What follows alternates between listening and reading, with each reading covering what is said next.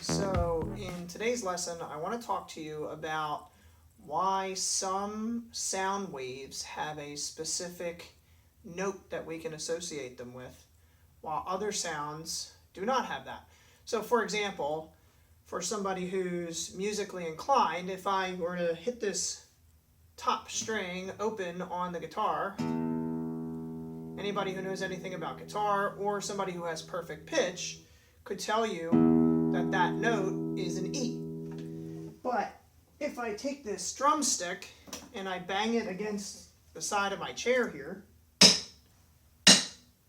even somebody who has perfect pitch is not going to listen to that sound and say, oh, well, that's a C sharp or something like that. There's a distinct note that can be picked out when somebody plays the different strings on a guitar or a violin or piano.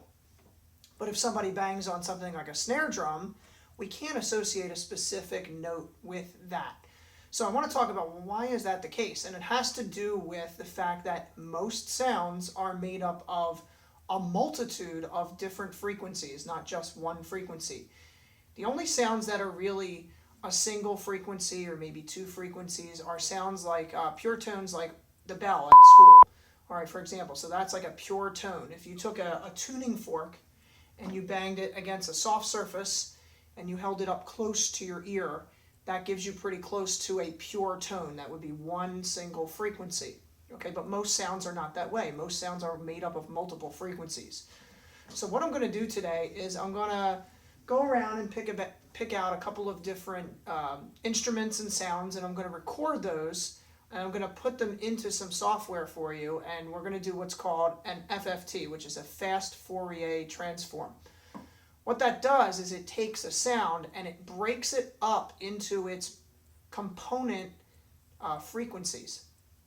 And what we'll do is we'll look at how those different spectra for each sound differ for something that is musical, like the E in this guitar note, versus if I hit like a snare drum or if I make just like a noise. So what's really the difference between noise and a musical note? That's what we're going to get into. Okay, so first we're going to record the sound of the guitar, and I'm just using Audacity to do that. I have it connected here. I'll turn this around, and you'll see that I set up my microphone by the chair here. So we're going to come in, let me push the record button.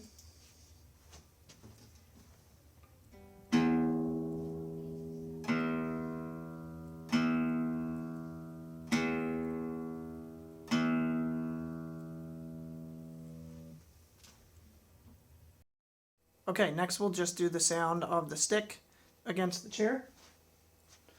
You press record.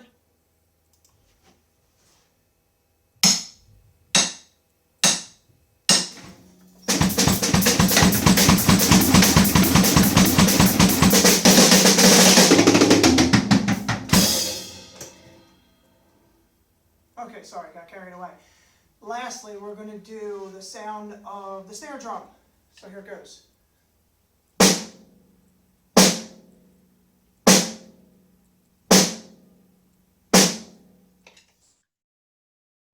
Okay, so what I did was I brought those different sounds into the program Audacity after recording. So this is the example of the guitar.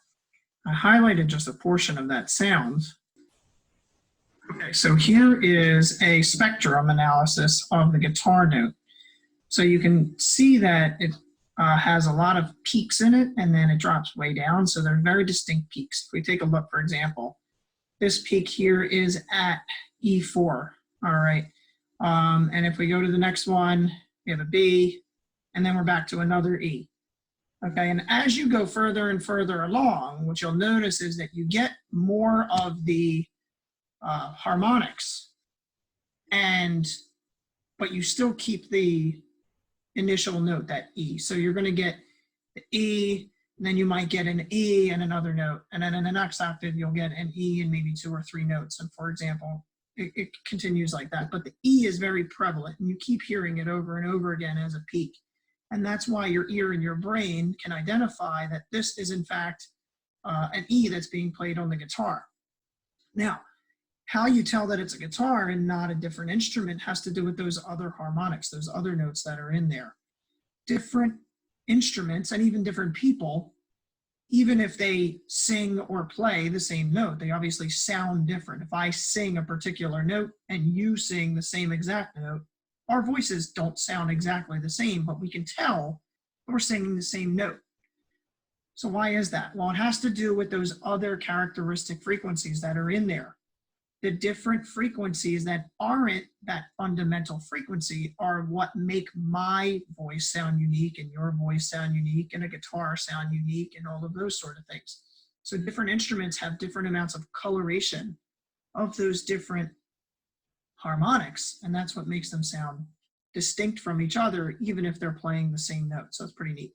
Okay, so by contrast, this is a graph of the noise when I hit the stick against the seat. So if you look at this graph, if you know what you're looking at, what you'll notice is that it's a lot more continuous. Now, clearly there are some peaks, but they're not like as evenly spaced as before. And in general, most of the sound level is about the same along our hearing levels. So you're hearing lots of different frequencies all at the same time until you get to about 10,000 hertz or so. You're hearing all kinds of frequencies all at about the same relative volume. So because of that, this doesn't sound musical. It just sounds like a noise. You can't really pick out a note that goes along with it.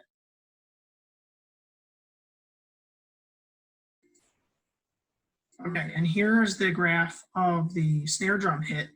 And you can notice that, again, it's pretty continuous. It's louder on the lower end than it is on the higher end in general, but it's a lot more continuous of a frequency distribution than the guitar sound was. The guitar sound was definitely very distinct peaks at certain points. So this, again, doesn't have a specific note that you can associate with it. The different snares, we can see in another video that I'll show you, I'll link to. You'll see that the different snares underneath the snare head are all vibrating at different rates. And that's one of the reasons why you can't really pick out a specific note.